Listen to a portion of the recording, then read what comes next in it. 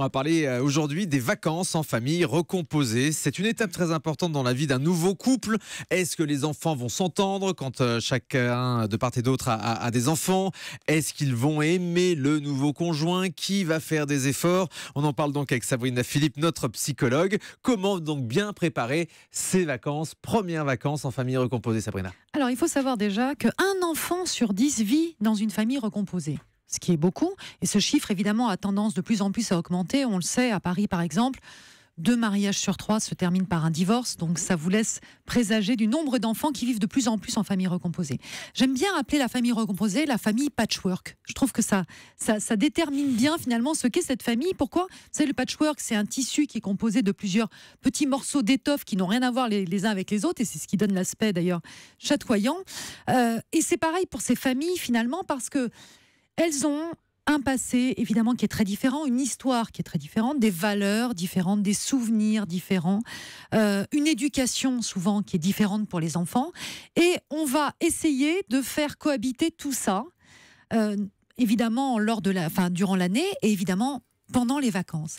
Et ces premières vacances, en général, en famille recomposée, c'est un terrain miné, puisque ces différences entre deux familles, finalement, qui se rejoignent, ces différences sont souvent source de conflits. Et il faut le savoir que c'est un terrain miné dès le départ. C'est important d'en prendre conscience et de ne pas idéaliser, finalement, ces moments.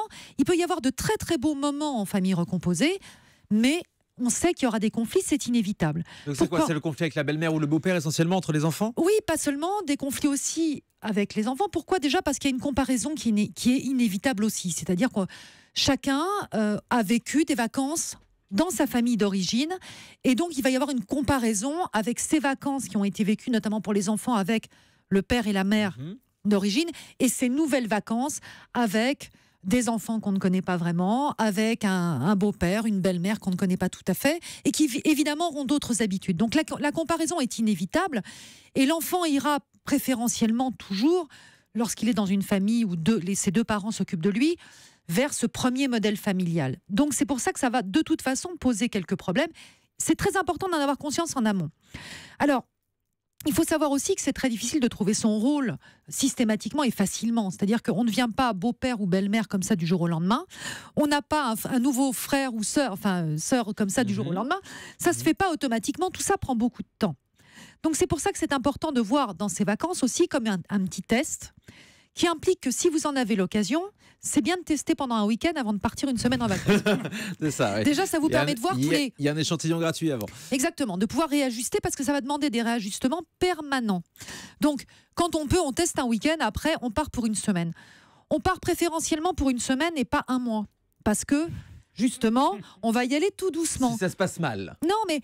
forcément, il va falloir se réajuster. Donc, plus on va trouver vous voyez, il va falloir trouver un accordage entre des personnes qui n'ont pas l'habitude de vivre ensemble et qui vont partager une intimité. L'intimité, ça se crée, et ça se crée avec le temps. Donc, si on le peut, on part une semaine, 10 jours, on évite de partir un mois entier. Ça, c'est le premier conseil qu'on peut donner. Deuxième conseil, de partir dans un lieu où chacun a son espace. C'est très important de ne pas être les uns sur les autres. Cette intimité, en général, on ne la partage pas durant l'année, surtout quand c'est ces premières vacances-là. Donc, il faut que tout le monde puisse s'y retrouver. Et pour les ados, notamment, avoir une chambre où ils puissent fermer la porte, avoir leur territoire. Un territoire pour le couple, un territoire pour les enfants. Donc, lorsque vous le pouvez, privilégiez plutôt l'espace plutôt que la destination lointaine. Puisque souvent c'est une question de budget, on ne peut pas forcément faire les deux.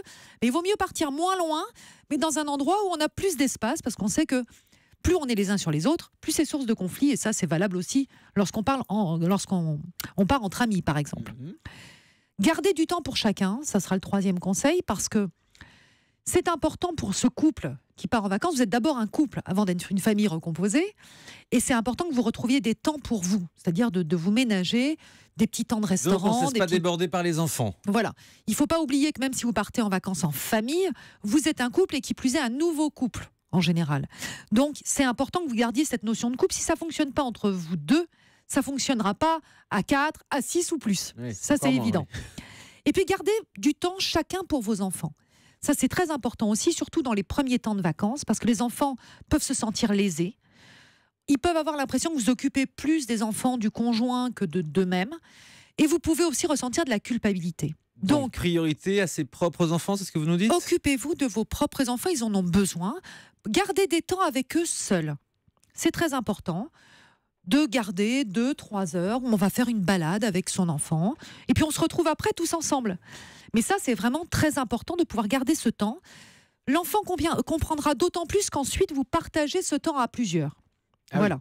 Il le vivra d'autant mieux. L'enfant va comprendre, c'est ça. Ça va Exactement. Et ça évite notamment des jalousies de la part de l'enfant et de la culpabilité de la part des parents qui se disent finalement je délaisse mes propres enfants pour m'occuper des enfants des autres, pour m'occuper d'un nouveau conjoint. Donc vous pouvez tout à fait partir tous en vacances ensemble et puis garder du temps, 2-3 heures dans la journée, tous les 2 jours, pour faire des choses avec votre enfant et des choses qu'il aime. Voilà, ça c'est très important aussi. Alors, il y a autre chose aussi, c'est les règles. La difficulté, c'est que vos enfants n'ont pas la même éducation. Ils n'ont pas les mêmes règles, ils n'ont pas reçu les mêmes règles d'éducation. Donc c'est important de faire quelque chose d'équitable pour tous, vous voyez. C'est pas possible que votre enfant se couche à minuit alors que l'enfant de l'autre soit au lit à 9h. Ça oui. fonctionne pas. Non mais oui, et c'est des sources de conflits. Il faut une règle. C'est des sources de conflits. On les met au lit à 11h. Ouais, c'est ça, on trouve le juste Voilà. équilibre. Et d'où le fait tout à fait que ce sont des choses dont vous devez parler en amont pour que ce ne soit pas une source de conflit durant les vacances. Plus vous prendrez le temps de préparer ça, et c'est pour ça que je proposais le week-end d'abord pour pouvoir tester, parce que plus vous allez déminer, évidemment, mieux ça se passera. Donc c'est important de se dire, bah oui, peut-être qu'il va falloir qu'ils se couchent à 10h, mais à 10h tous les deux.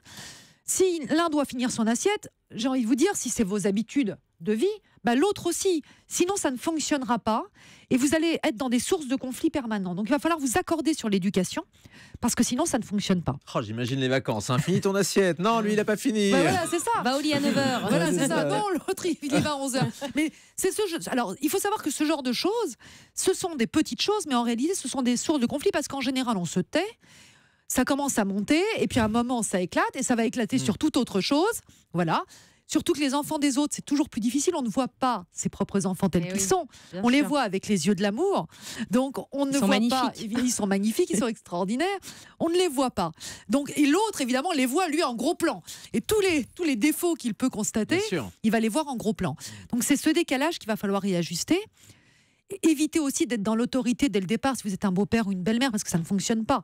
Vous pouvez pas être dans l'autorité systématiquement. L'autorité, vous l'aurez T'es avec pas le mon temps. père, hein. T'es pas Voilà, ma mère. exactement. C'est ce qu'on va s'entendre dire de Voilà. la part des enfants. Laissez votre conjoint s'occuper de ses propres enfants. Parce que dans ce premier temps, vous n'allez pas jouer ni les marâtres, ni les beaux-pères, colonel en chef. Ça ne fonctionnera pas. L'autorité, elle n'a de sens que si l'enfant a pu avoir aussi des moments de plaisir à être avec vous et que ça a du sens. Si votre autorité a du sens et qu'il l'intègre peu à peu. Si vous voulez imposer quelque chose, vous allez au conflit, d'abord avec l'enfant et systématiquement ensuite avec le parent. Ouais. Donc votre couple est voué à l'échec à terme. Donc ça, c'est très important. Effectivement.